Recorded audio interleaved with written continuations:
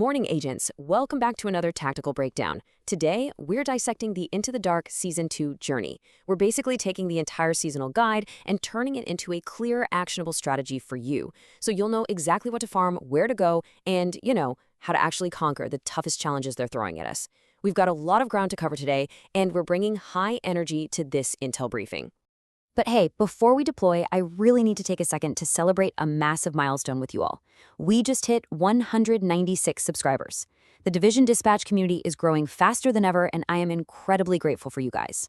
Our next major objective is that 1,000 subscriber mark. So if you find this tactical breakdown helpful, lock in that sub and help us crush that goal. Okay, enough celebrating. Let's get right into the intel. So, here are your mission objectives for today's explainer. First, we'll establish the intel briefing and core loop. Then, we'll rapidly push through the mechanical requirements of the early grind and mid-journey progress. This will allow us to spend the bulk of our time on Objective 4, which is a deep, methodical, tactical breakdown of Stage 6, because that's where things get really intense. Okay, let's dive into this with Section 1, the intel briefing and core loop. We need to establish the absolute foundation of the Season 2 journey right off the bat. You just can't succeed in the later stages without mastering this first concept. Look, if you remember absolutely nothing else from this briefing, please remember this. Sample canisters are the absolute backbone of your entire seasonal journey. These are those blue containers you're going to be constantly extracting out of the PvE Dark Zone. And why do they matter so much? Well, two reasons. First, you have to donate them at the seasonal shop to push your reward thresholds. And second, they're literally the fuel you need to activate surge effects on your modifiers. So keeping a constant, steady supply of these canisters in your inventory, that is the core loop of the season. Whatever you do, just don't run dry. Moving on to Section 2, the early grind. We're going to pick up the pace a bit here because, honestly, Stages 1 through 3 are mostly going to just happen naturally through your normal gameplay. Crafting, taking out hyenas, running basic objectives. But there are a few specific mechanical requirements you definitely need to keep on your radar for these early stages. First up, keep donating those canisters from the PvE DZ to fill up your threshold bar. For your Invincible modifier, you'll level that up by killing hostiles within 10 meters while the effect is active. And for those surge effects we just talked about, remember, you need exactly 2 sample canisters in your inventory to trigger one. When you're running the Sphoric modifier, you absolutely must kill hostiles before they deal damage to you, or else you won't bypass the lethargy effect.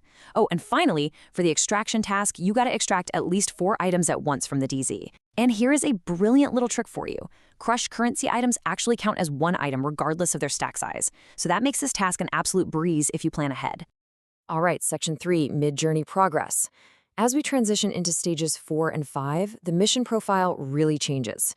The focus shifts heavily over to modifier leveling, and you'll also have to run some specific missions, namely the Jefferson Trade Center and Bank Headquarters.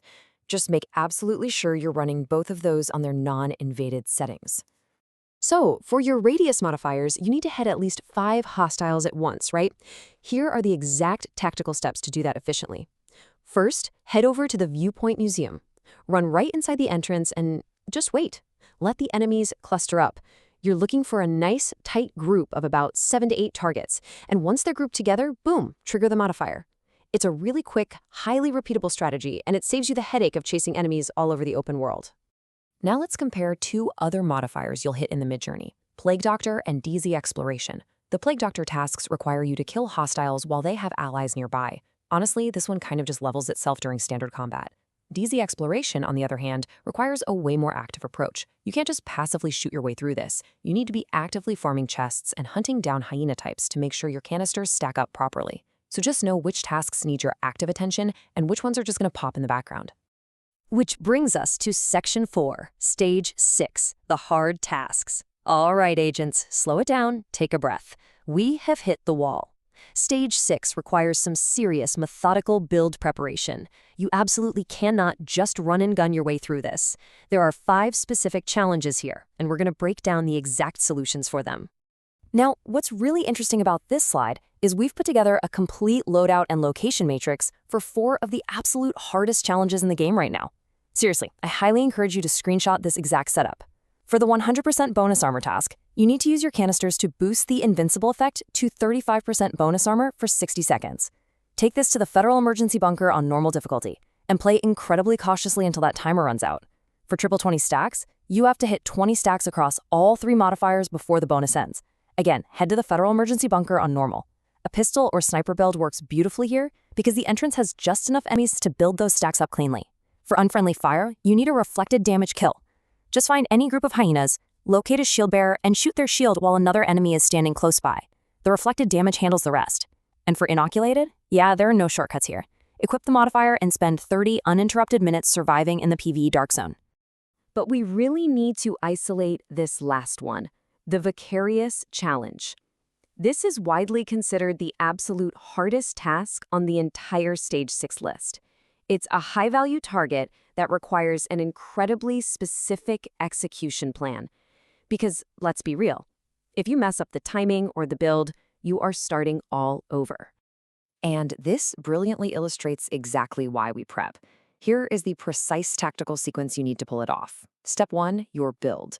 Equip the Eclipse Protocol gear set, the Vial Mask, and a high-range jammer pulse. Step 2, drop your world difficulty down to normal. You want these enemies melting instantly. Step 3, head to a control point and just wait for a resource convoy to arrive. This guarantees a nice, dense grouping of enemies. And Step 4, patience. Let those enemies cluster tightly together. The second they're grouped, pop your modifier and immediately detonate your jammer pulse. The status effects will chain, giving you the 7+ simultaneous kills you need to clear this brutal challenge. Stage 6 is definitely where a lot of agents are going to get stuck. But if you take it one challenge at a time, using these specific strategies, you'll clear the journey for sure. So, I want to hear from you now. Which Stage 6 challenge are you dreading the most? Is it the precise timing of the Vicarius challenge, or the relentless build-up required for the triple 20 stacks? Drop your thoughts in the comments below. Thank you so much for tuning into this Intel briefing, and thanks again for pushing us to 196 subscribers. This is the Division Dispatch. Stay sharp out there, and I will see you in the field.